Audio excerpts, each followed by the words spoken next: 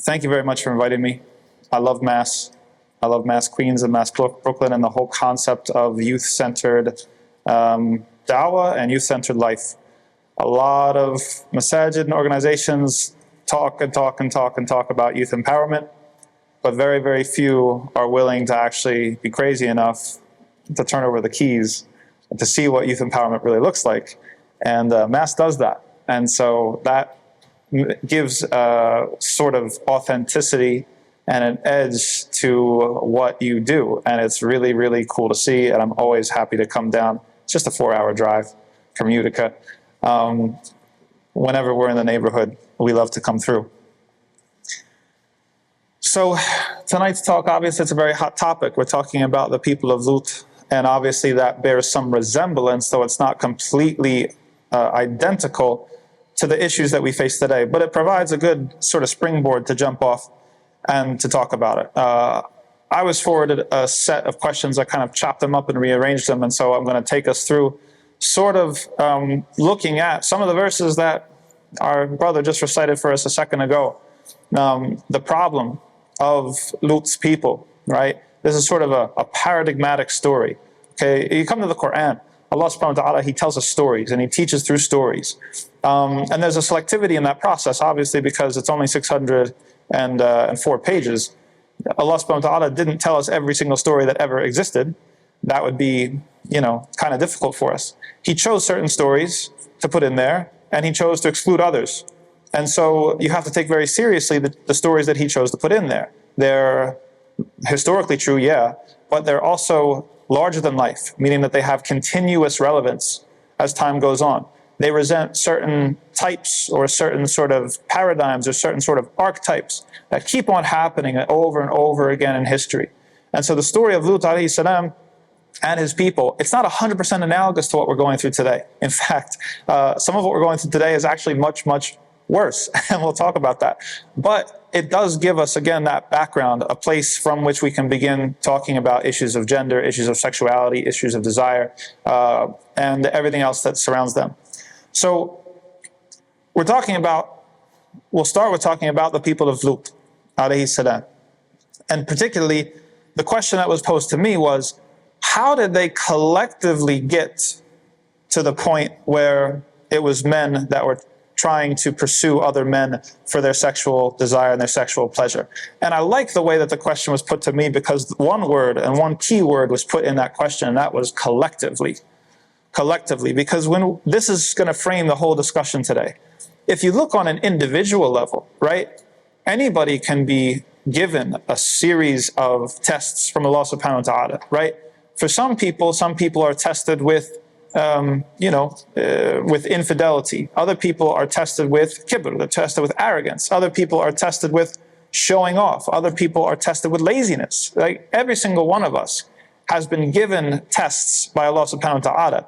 And some people have been tested with this thing of sexual attraction or sexual desire towards the same sex. So if we're looking at things when it comes to the individual level, well, that's when I, as an Imam, put my pastoral hat on and I try to tend to that person and say, you're somebody who is struggling, and how are we going to approach this together, and how are we going to, put you on a path where you're both obeying Allah subhanahu wa ta'ala, but you're also taking very seriously and very real the issues that you have been dealt, or the hand that you've been dealt. But the person who gave me this question, they put that word in there collectively. And that gives it a whole new valence. And what I mean by that is that if you look at society today, do you know that Gen Z, okay, some estimates, some data says that 1 out of 5, it's 20%, 1 out of 5 people your age identify as something that is gender dysphoric, whether it's, that they use they, them pronouns, or whether it's that they don't feel like they're exactly the same gender as the body that Allah has given them, etc., etc., etc. This is an enormous, we're talking exponential explosion of people who are reporting this type of issue compared to even my generation. I'm a millennial, full disclosure, let alone the people before me, right? So can we explain this phenomenon just by, this is just what individuals are going through, or this is just something that's in the water, or the chemicals that are in the air, or whatever? They might have a role. They might have a role, but there's something else going on. something that some social commentators and critics have called social contagion, okay? Is that there is a dimension to this thing that has an ideological element to it. Now, an ideological element that is pushed on us in media, in movies and in film and in TV and in schools and in other sort of venues.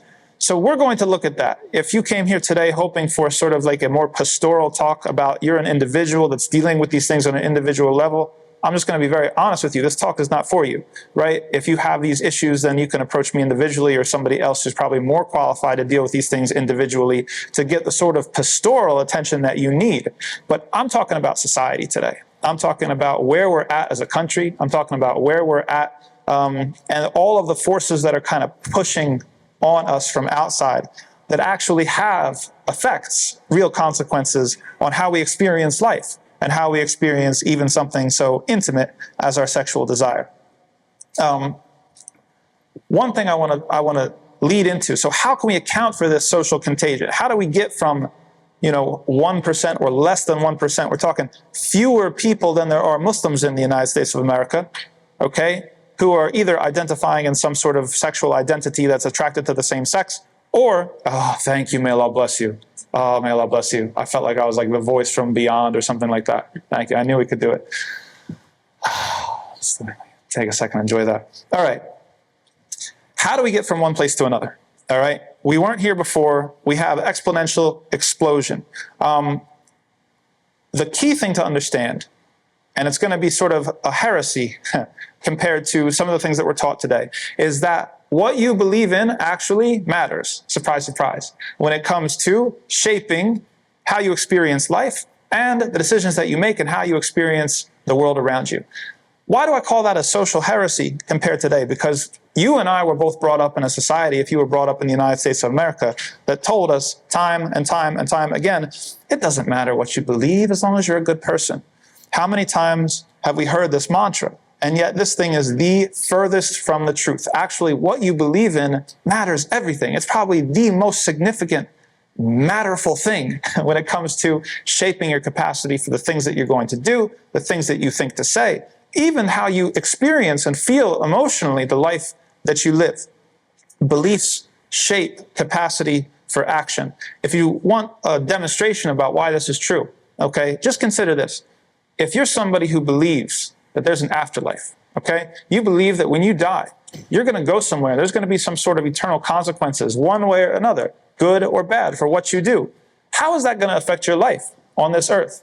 How is it going to affect how you approach your daily routine? How is it going to affect what happens when you get cut off in New York City traffic in Queens, which happens every single second of every single day that you're here, right? You might want to unload on the person. You might want to, shoot him the bird or do worse than that if you're one of the guys, right? Maybe just come out of the gym and you got that testosterone pumping. But what's going to stop you? You believe in the afterlife. You believe that there's eternal consequences. You believe that there's a perfect God who can hold you account to those eternal consequences rather than the imperfect and infallible cop that's checking his phone when you're speeding by him on the freeway, right? So that belief has a very, very consequential influence on what you're going to choose to do. Okay, now compare that to somebody who doesn't believe in the afterlife, somebody who thinks that we're just a sack of cells, we're just atoms, we're dead matter, that there is no sort of afterlife, there is no God, there is no eternal consequences. Well, guess what? If it comes to you and me, it's going to be me. I'm going to choose me every time, right? I don't care about what's going to happen to you. I don't care about, you see how what we believe in actually does influence our ability to act or our inability to act. That's why when you look at people of faith, you go back, if anybody's really curious about this, you can read some of the literature of the Holocaust and the people who went through the Holocaust, right? People who went to concentration camps. The people who fared the best were the people who believed in God. The people who kept on acting on principle, who didn't cave in to just like acting like animals, were the people who believed in God. Because everybody can say, well, it doesn't matter what you believe. Well, if you have your belly full and I have my belly full, and we both have jobs and money and, Netflix, then it's cool. And we can maybe get along. But what happens when war breaks out? What happens when famine breaks out? What happens when these sorts of things happen? Then the only people who do righteous these are the people of belief and the people who believe in something greater than themselves. If I only believe in myself, then I'm going to take care of me more than I'm going to take care of you. People used to understand this. Okay, if you rewind like 100, 200 years in the English language, people use the word atheist in a very different sense than we use it today. Today we use the word atheist and we're talking about somebody who doesn't believe in things or who believes that there is no God. It's kind of like a set of propositions that the person believes in. Rewind 100, 200 years, people use the atheist to describe an immoral person. They say this person's an atheist. It means not just talking about what they believe in or what they don't believe in, but their whole approach to morality. This person's like an immoral person. You can't trust them. They're not someone that you would depend upon, right? Now, we have a language for this, and it's fallen out of use. We used to talk about fidelity and infidelity, and that's where the term infidel came from. Because the idea that you could actually be in a universe, in a world that was so amazingly, stupendously fantastic with foods and colors and flavors and friends and talents and fun stuff, and still disbelieve in the God that put it all there, that was considered such an act of ingratitude that people used to refer to it as infidelity. Well, we've come a long way since that. Whereas people now we're only talking about, do you believe in something or do you not believe in something? And that is something where now we talk about atheists and it has a very, very different meaning. What's the point of all this? The point of all this is to say that what you believe in matters everything. Whether you believe in an eternal God, a perfect God, eternal life after death or not, is literally going to shape your possibilities, your horizons, what you can feel, what you can think, and what you're going to do. And so we come today to the point that we're at, where we have elementary school teachers that are targeting kids and asking them, what's your gender? Do you feel like a boy today? Do you feel like a girl today? Right? Or all the other sort of nonsense that we see. And we say, how do we get so far? How do we come to this place? Well, we came to this place because of what we're submitting to. Okay? That's my thesis. What are we submitting to? For us as Muslims, our main thing, if you're going to distill it to a single sentence, is that we believe in submitting to the Creator. That's it. Whereas the rest of society is telling us something very, very different. They're not telling us to not submit. No, that would be better. They're telling us to submit to something else. They're telling us to submit to your desires. Submit to what you want. Whatever you want to do, then that's what you should do. And all it takes is a Disney movie or two to realize that this is what society has been pumping you with since the time that you were a little girl or a little boy. Allah subhanahu wa ta'ala talks about this phenomenon. Again, Allah talks about archetypes. He talks about stories, and those stories keep recurring and recurring and recurring throughout history. And so Allah actually discusses this. He says in the Quran, أَرَأَيْتَ مَنِ اتَّخَذَ إِلَهَهُ هَوَاهُ. He says, have you seen or considered the person that would take their own desires, what they want to do, as if it was a God?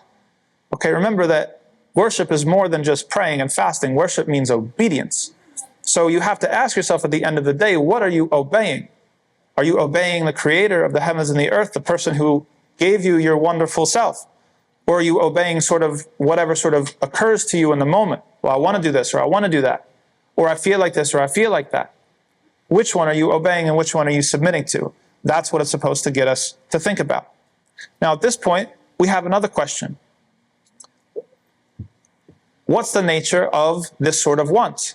You want something, okay? Whether it's a job, whether it's a car, whether it's a spouse, whether it's a certain lifestyle, okay? Let's give a real cute example, okay? Yesterday was hot, right? Was yesterday hot? Yesterday was really, really hot, okay? What do you want when it's hot outside? Water, shade, ice cream maybe? Ice cream sounds good, right? Let's go with ice cream for a second. Okay, it's super hot, like soup. You want ice cream. It's not, yes. Yeah. It's nothing wrong with that. You can want ice cream. I love ice cream. Okay? But now we have a decision to make. Okay? Are we going to get the ice cream or are we not going to get the ice cream? This is actually like a philosophy experiment. What you choose is actually going to have a consequence on how desire functions. Or let's put it another way. It will reveal what you think about desire. Is choosing to have ice cream on a hot day, is it something that's going to satisfy that desire? Or is it something that's going to make that desire stronger in the future? You can make an argument for both, right? But there's definitely a component. If we're going to talk about society or Islam versus modern society is only telling you, if you feel like you want to have ice cream, then baby, you better go get ice cream. That the only way to fulfill your desire is to satisfy it, is to go out and do it. And if you don't, you're going to live in so much internal anguish and cognitive dissonance that you might just one day kill yourself, right? That's what society tells us.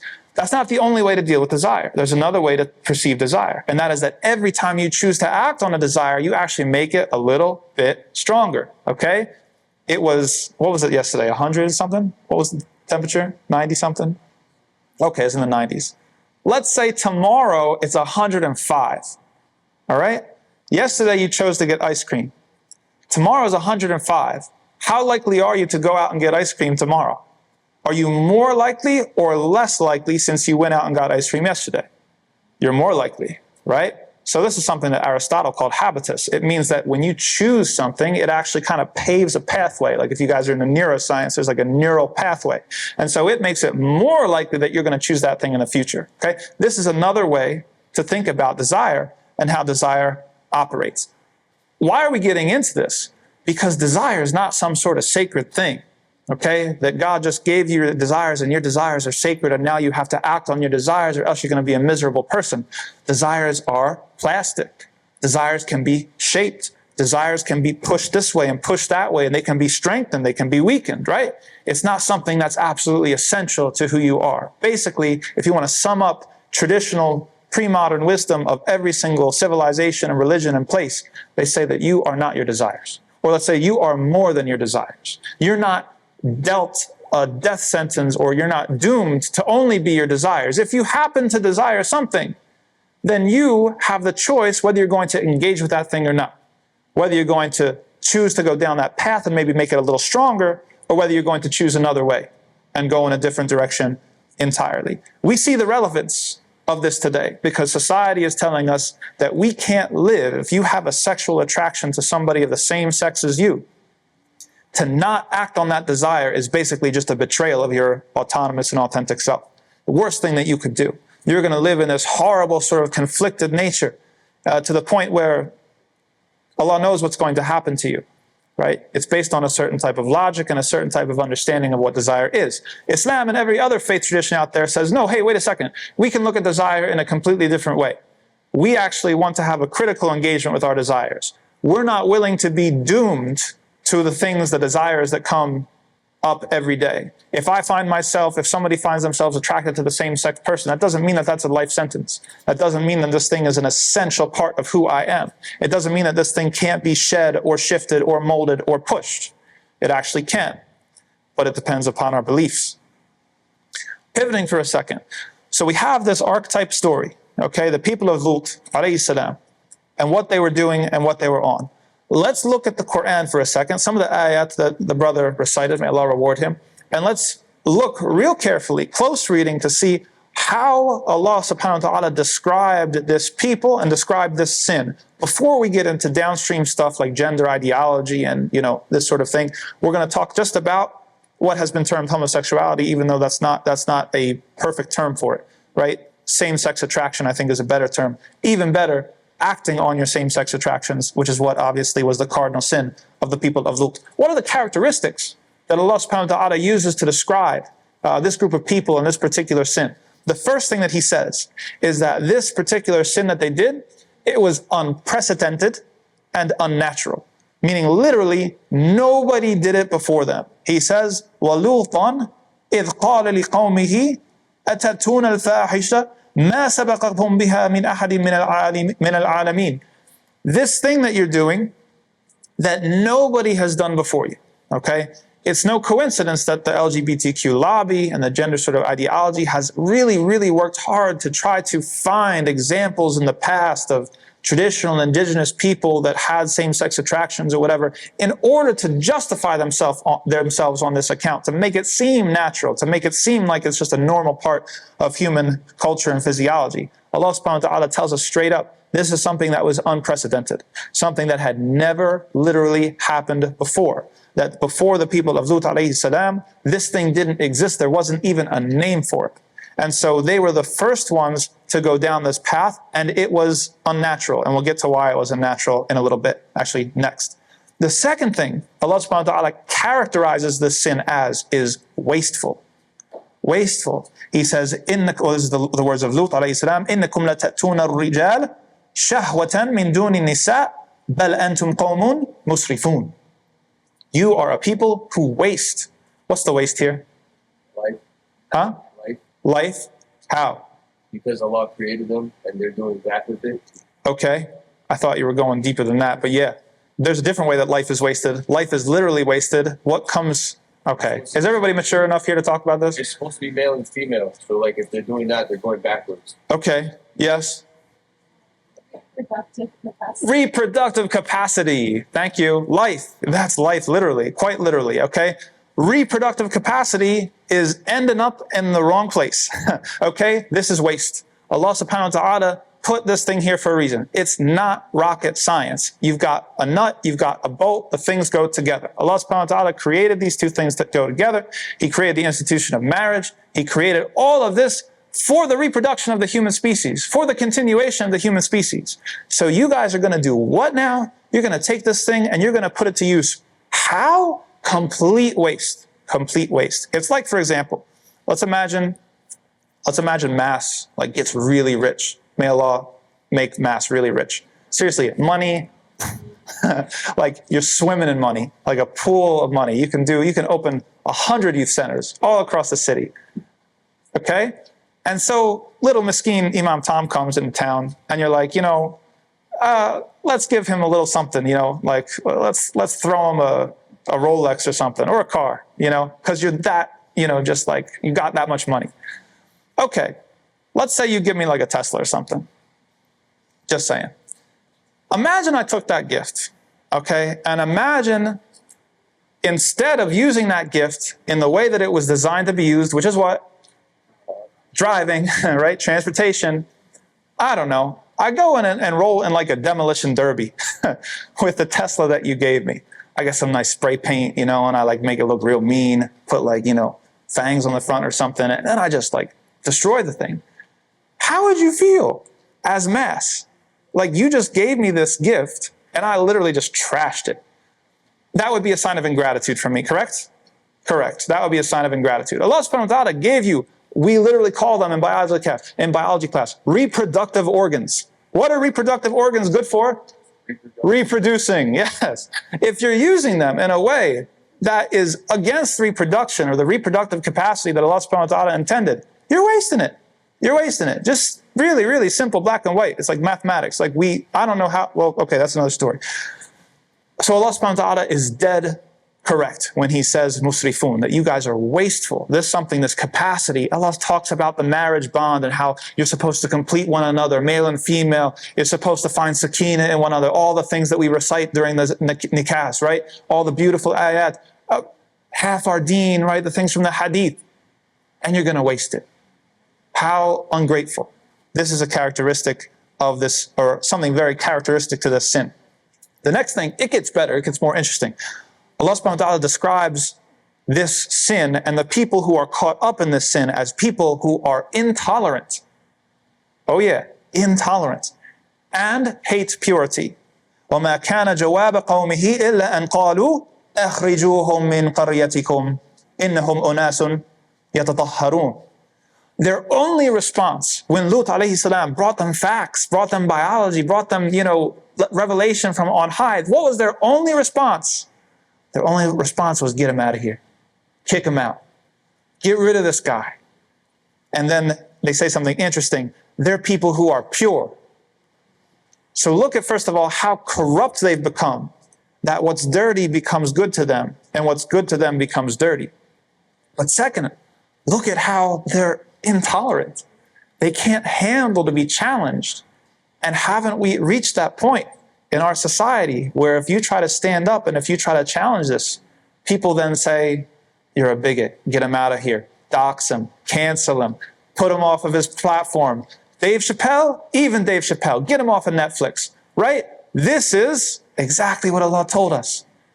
And the irony, why we find it ironic, is because when this group of people were put when they were in a position of oppression or marginalization, the way that they drummed up sympathy for themselves was by preaching tolerance. All we want to do is be tolerated. We just want tolerance. And then once they get a little bit of power, we see the reality of it.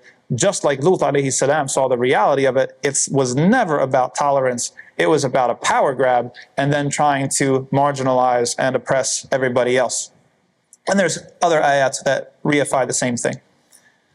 Next thing that Allah subhanahu wa ta'ala uses to characterize this group of people who have, it's not just fallen into the sin, as we're going to see in a second, it's dedicated to the sin, taken this sin as their deen, bought in and invested their selfhood in this sin, is that the people who support them and enable them are also guilty.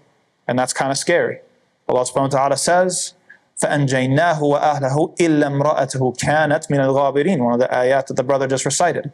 And then in another ayah, in another surah, Allah subhanahu wa ta'ala, He says, ضَرَبَ اللَّهُ مَثَلًا لِلَّذِينَ كَفَرُوا وَامْرَأَةَ نُوحٍ وَامْرَأَةَ لُوطٍ كَانَتَا تَحْتَ عَبْدَيْنِ مِنْ عِبَادِنَا صَالِحَيْنِ فَخَانَتَاهُمَا. They betrayed. So He's talking specifically about the wife of Lut alayhi salam. And that even though Lut alayhi salam was preaching the truth and was trying to guide his people out of his goodwill and his love for them, we'll see that in a second, what was his wife's position? His wife was an enabler. His wife was an ally. His wife was someone that was trying to carve out space for them to do what they were doing. And then what happened? When it was time for the punishment of Allah subhanahu wa ta'ala to come down, she was swept up in the punishment just along with the people who were doing it. Scary? Scary. Now, we're not talking about people who made some sort of political calculation or miscalculation and thought that whatever. We're talking that people who believe that they have the right to be doing what they're doing. That's a different thing, right? A political miscalculation versus a theological error. Somebody who believes that they should have the right.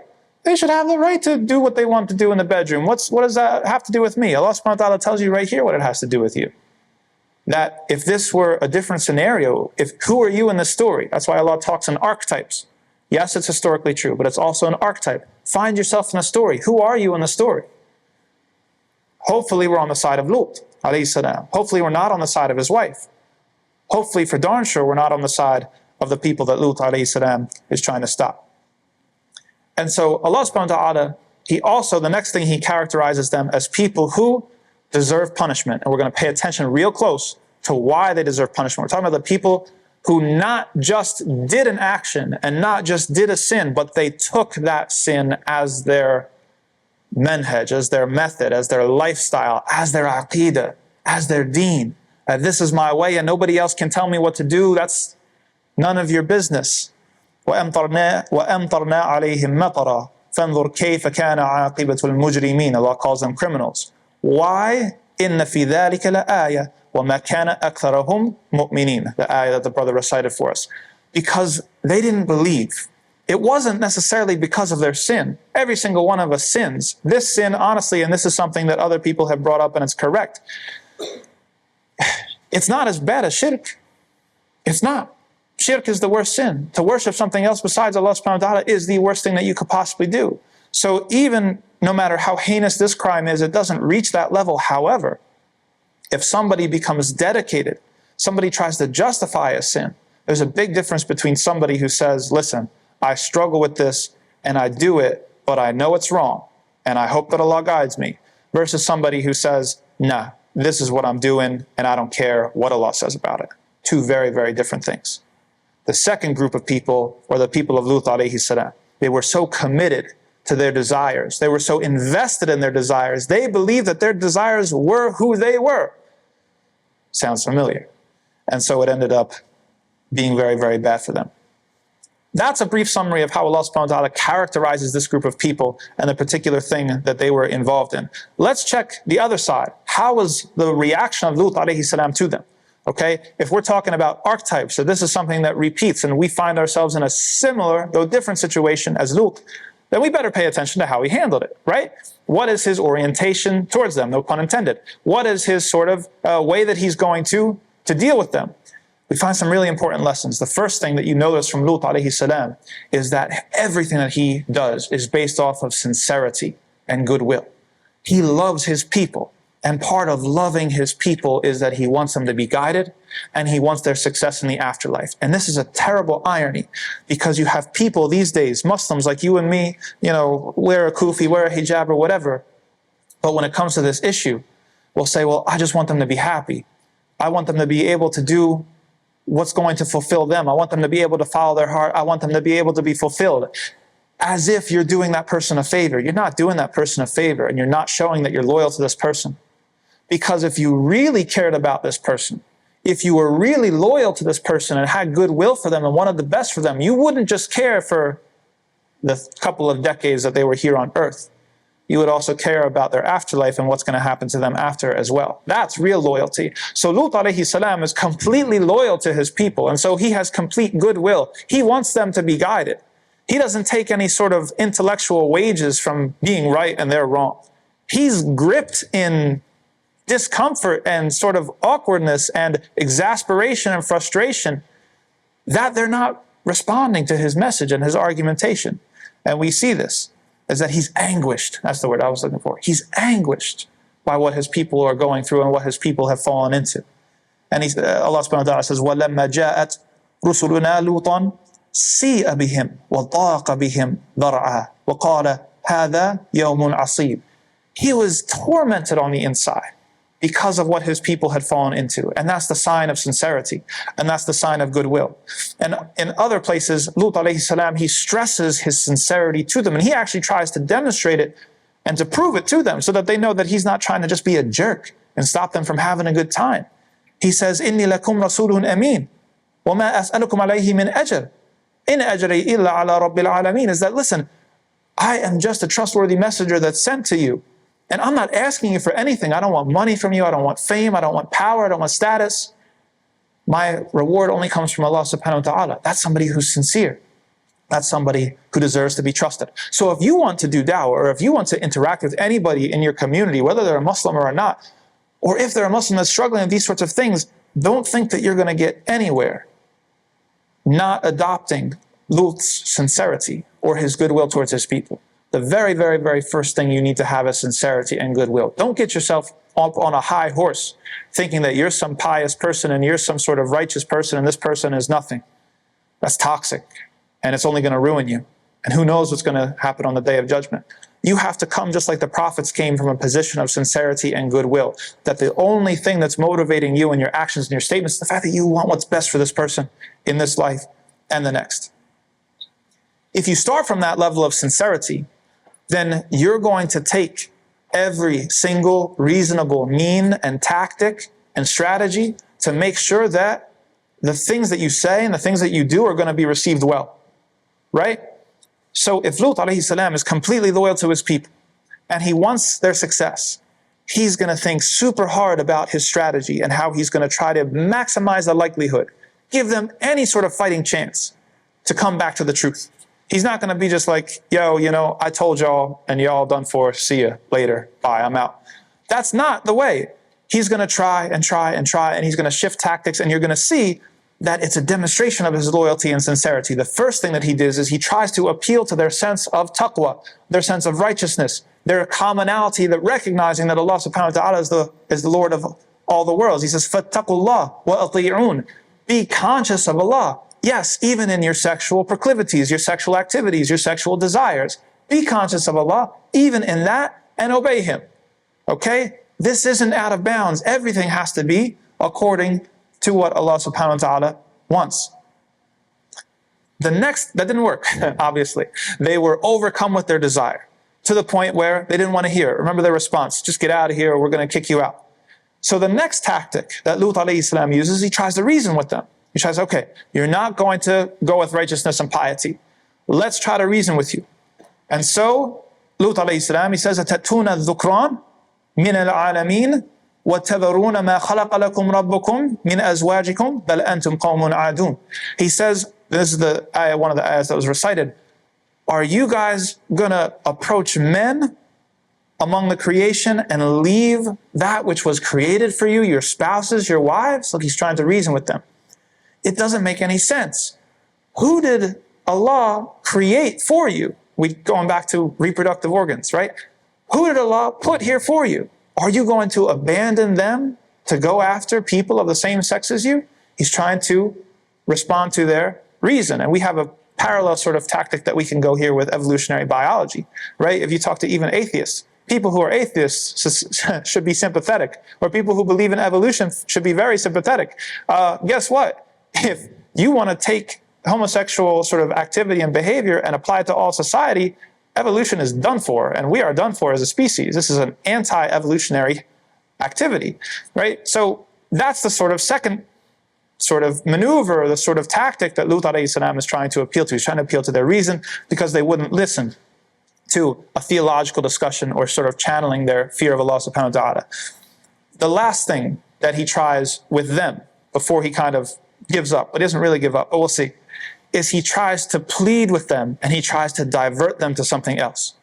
And this is from hikmah, this is from wisdom. Sometimes when it comes to people that are wrapped up in sin, it's best to just lead them one step away from it. If you can't lead them more than that, to give them something else to do instead, right? It's the lesser of two evils, right? And we hear that a lot. But look at how Lut alayhi salam, he went through a certain sort of protocol. Now he's at the last straw, and the last straw is lesser of two evils. And so he says to them, وَجَاءَهُ قَوْمُهُ يُهْرَعُونَ إِلَيْهِ وَمِنْ قَبْلُ كَانُوا يَعْمَلُونَ السَّيِّئَاتِ قَالَ يَا قَوْمِ هؤلاء بناتي هن أطهر لكم. He says, yo, here's my daughters. Like, that's kind of crazy, right? But look at how he's pushed, and look at how it comes from his sincerity and his goodwill. He's tried everything. He's tried to be like, fear Allah, respond to Allah. Okay, that didn't work. All right, what about your reason? What about, think about it, logic, whatever. It didn't work. He's like, take my daughters. Anything to try to give these people a way out from sinning and going down the path that they're going. But what was their response? We see again and again and again that they're not having it. Why aren't they having it? Is it because that they're simply overcome by their desire? No, it's much deeper than that with the people of Lut alayhi salam. What it is that they are dedicated to it as an aqeedah. They're dedicated to the thought of following their desires, that their desires are their God, just as Allah subhanahu wa ta'ala warned us about. And so after trying to appeal to their God consciousness, after trying to appeal to their reason, after trying to appeal to even just any diversionary tactic and whatever, now we come to the stage of al-wala' wal-bara'a. Now we come to the stage where Lut alayhi salam, he disavows and he distances himself. Look at how loyal he was. You and I would have given up long before Lut alayhi salam did. But he stuck with it until the very end, until it was completely hopeless. And then at that point he says, قَالَ إِنِّي لِعَامَلِكُمْ مِنَ الْقَالِينَ. I despise your actions. Look at that. Another lesson. He didn't say you as a human being, all of you. He said, I despise your actions, what you're doing. This thing is completely wrong. And after that, the next thing that Lut alayhi salam does after he disavows and sort of he distances himself, the weapon of the believers, he makes dua. He asks Allah subhanahu wa ta'ala to intervene. رَبِّ نَجِّنِي وَأَهْلِي مِمَّا يَعْمَلُونَ قَالَ رَبِّ انصُرْنِي عَلَى الْقَوْمِ الْمُفْسِدِينَ. And we see that his dua is answered, and soon that he is granted the assistance that he's asking for. But there's one other thing that Lut alayhi salam tries, or one thing that he asks for, and this is going to be super important to the very, very end of this talk. In addition to asking Allah subhanahu wa ta'ala to sort of deal with it, Lut makes a passing comment, and it's something that's very instructive to us. He says, قَالَ لَوْ أَنَّ لِي بِكُمْ قُوَّةً أَوْ آوِي إِلَى رُكْنٍ شَدِيدٍ. If only I had some power over you, or I could lean on some sort of pillar. We're talking about capacity. We're talking about some sort of ability to structure society. We're talking about some sort of ability to influence. Lut alayhi salam, he was actually expressing regret that he didn't have this power. He didn't have this ability over them. And so he was resigned to making dua and to letting the angels take care of what they were going to take care of. Time to re-emphasize, what was it that stopped the people of Lut alayhi salam from taking this guidance? I mean, if you look at it, it was very generous. Lut alayhi salam literally tried everything. I don't think a single one of us could blame Lut alayhi salam for giving up too soon. He tried to appeal to their God consciousness. That didn't work. He tried to appeal to their reason. That didn't work. He tried to give them an alternative even leaving behind all the messed up sort of beliefs that they had. That didn't work. He made dua. He expressed regret. Maybe he was even blaming himself a little bit for not having established authority or control over the society. That's all of what he went to. But what was it that stopped his people from getting the message and following? It was their disposition of ingratitude towards Allah subhanahu wa ta'ala. And we call that kufr. It's not simply a sin. It's taking that sin as, this is my religion. This is what I'm following. I would rather follow the things that I want to do than follow the revelation, the guidance from my Creator. And that's a very, very, very dangerous place to be in.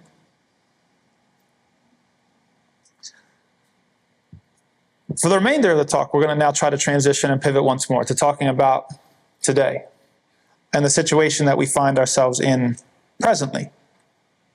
Can this happen to us, was the question that was posed to me today, where a whole lot or many of the newer generation becomes quote unquote sexually deviant. I've already answered that. And the question is, oh yeah, you betcha, as they say in the Midwest. And we've already seen it, to be honest. Again, look at the numbers. We have people who are now, we have 1 out of 5 Gen Zers identifying with gender dysphoria in some way or shape or fashion, saying that either they're not sure what gender they belong to, or they're not sure that their gender corresponds to their biological sex, and many, many, many other permutations beyond that. And that's where we see that this thing is a little bit different from what Lut alayhi salam faced and what the people of Lut alayhi salam were doing. The sin of Lut's people was fairly simple and quaint in comparison to what we find today. Because their sin was, yo, I'm attracted to this type of person or the same sex as I am, and by darn it, I'm going to do it, and no one's going to stop me. Okay? That's a lot different from putting into doubt the very idea of gender, the very idea of sex. You've got people trying to push now to the point where, you know, they're saying that some of the books that they're pushing in elementary school is saying that at the time of birth, doctors, they just take their best guess as to what your gender is. This is something that's much more dangerous, in my estimation, than the thing that the people of Lut alayhi salam were caught up with. How do we get here? Why is ours worse than theirs? What are the sort of different complicating factors that have led us to where we are? Well, we exist in a time where our entire culture has been hyper-sexualized. If you're on Instagram, I don't need to say another word. Okay, I don't care how clean your search history is or how clean your viewing history is. Once you upload something, the algorithm is going to throw you something. They're going to throw you something, and they're going to try to tempt you towards it. Something that, as we say, sex sells, right? And so we live in this kind of paradox where you go out on the street, you know, subhanAllah, the things that people wear these days, it's a very similar thing. Sex and sexualized existence is everywhere. Everybody is trying to tell you subliminally, not necessarily explicitly, but subliminally, that your worth, especially the ladies, sorry, but you know that they're targeting you more than they are us, that your worth is tied up to how much sex appeal you have. That's what society teaches you. And unfortunately, it has tremendous, tremendous, tremendous effects. Now, within that hypersexualized space, where now everybody is sort of valuating themselves, you know how like Forbes 500 talks about like, what's your net worth? Well, on the, you know, the school playground, your net worth is your sex appeal. And now you've got society and your sort of surroundings that are sort of evaluating you or putting this value on you according to your sex appeal. What happens if you don't match up to the standard that they set up? What if you don't have the puffy lips and the big booty and the whatever that they're telling you is supposed to contribute to your sex appeal today? This is a mature audience only discussion, by the way. Sorry if you can't handle it, you know. What's going to happen is you're going to start to question yourself. You're going to start to question yourself. Maybe I'm not as much of a woman. Maybe I'm not as much of a man. I don't have the full beard. I don't have the big rippling biceps. I don't have, you know, the chiseled six-pack and the, you know, it happens to guys too. It happens to guys too, but unfortunately the ladies are much more targeted than the men, but it happens to the guys too. And so what happens is, back when I was growing up, you know, if you weren't sleeping around, they used to say, what are you, gay? Well, now, if you're not doing these sorts of things to sort of increase your sex appeal or flaunt what you have, now the message is, well, maybe you're not really a girl at all. Maybe you're really a boy. Maybe you've got gender dysphoria. Maybe you're really somewhere in between. Maybe there's a new gender, one of the 172 genders that are recognized out there that you need to identify yourself with now. You don't fit up to this hypersexualized ideal. That's one ingredient among many. Another ingredient is this idea of moral autonomy. Autonomy is the idea that you derive your value and satisfaction in life from doing what you want to do. Right? We talked about this in the beginning. That the idea is you are your desires. So if you want to do something and anybody's telling you to not do it, they're toxic, they're oppressive, get them out of here, patriarchy, whatever, because they're assuming that you are your desires. And if you don't act on your desires, then you're just in for a whole lot of trouble and frustration. Isolation, individualism also plays a big role. We're more fractured as a society than perhaps at any point in the past. It's crazy to think that you can have thousands of followers on the gram and not have a single good friend to talk to or rely on in your time of need. Nobody that's really going to go to bat for you no matter what they say. That's where we're at in this moment in society. And so, they say that the wolf goes after the lone sheep, okay? If you have a strong support network, you've got friends that are ride or die, you've got, good family around you, good influences, you're going to be more resilient to these pressures that society's putting on you. But if you don't have any close friends, or most of your friends are, they're fakes, they're phonies, they're not real friends, your family's kind of torn apart, you feel very isolated and very alone, you're going to be much, much more susceptible to this type of thinking, questioning your value, questioning your gender, questioning whether you really match up and belong.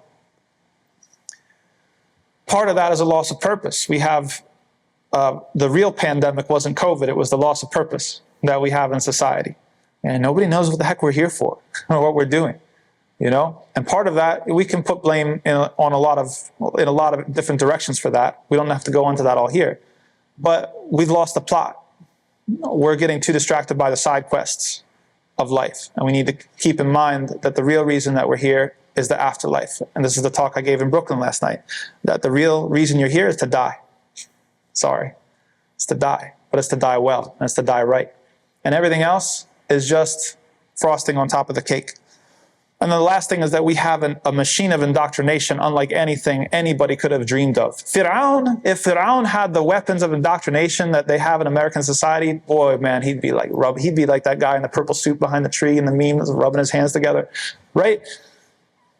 The centralization of schools, the curriculum, the boards of curriculum. You've got the American Psychiatrist and Pediatric Academy with their latest standards and protocols, and everybody's completely captured on this new gender ideology. And they see dollar signs just like Scrooge McDuck, because guess what? If you go on with gender reassignment surgery, they take away your one reproductive organs and try to give you another. They just found a lifelong patient. So we are in a position, unfortunately, that is much worse than the position that Lut alayhi salam found himself in my humble opinion. I could be wrong.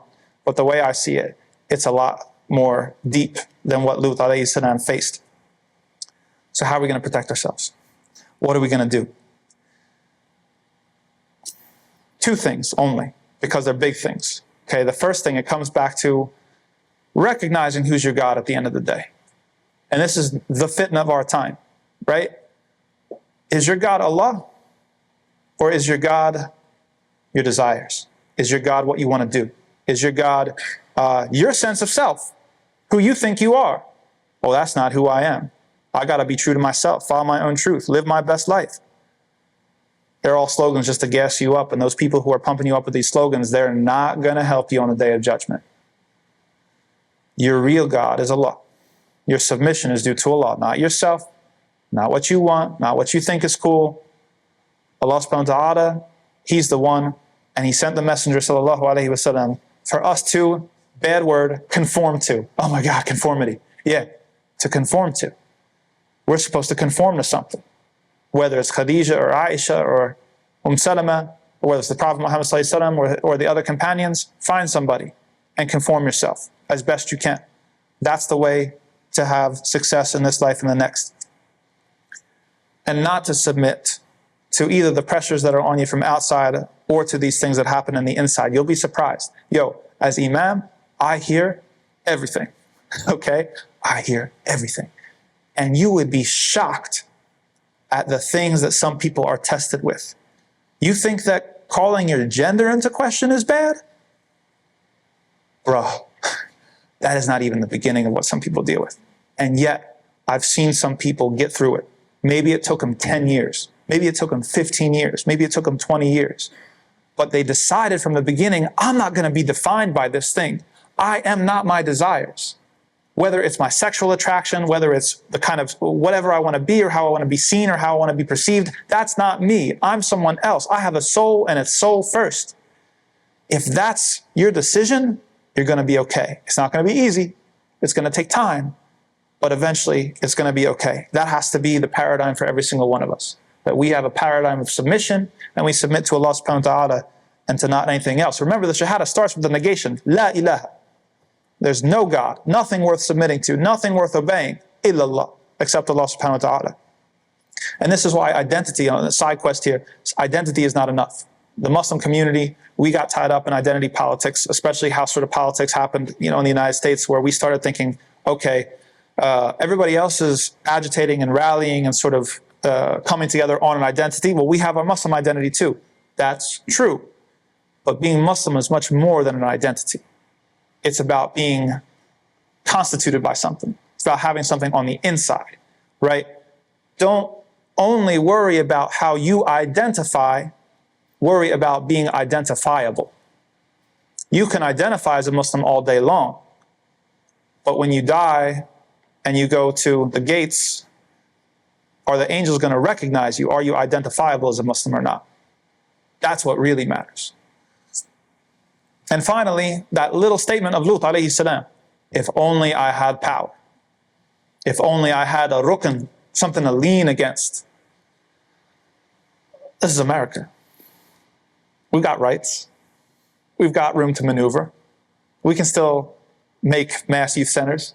We can still make Islamic schools. We can still do a lot of stuff. We have a lot of liberties. We've got a lot of room to move. Okay?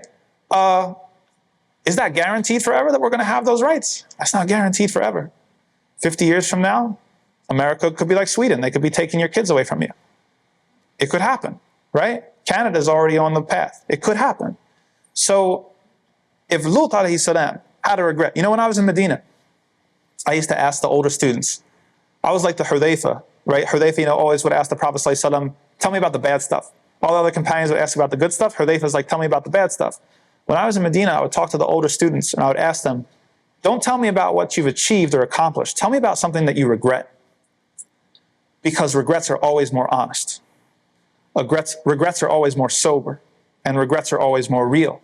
So take a lesson from the regret that Lut alayhi salam said here. If only I had power. If only I had some sort of influence over them. Someone that I could rely on or something that I could rely on. We have the ability to build political power here, community building. You can elect people to a school board. You can elect people as mayor. You can elect people as city council. You can have judges. You can have people make laws. You have a lot of room to build power, maybe more room than in any other country. I don't know, maybe, to build power. As every single one of you comes to the point where you have to decide what you're going to do with your life. And I know your parents are pushing the Holy Trinity on you of doctor, lawyer, engineer. But if I could stump for something else, we need a whole lot more than that as a Muslim community. We need to look at how to build power as a Muslim community so that we can carve out a space so that we can resist both culturally, intellectually, and otherwise. And Allah subhanahu wa ta'ala knows best. Barakallahu feekum. I appreciate all of your attention.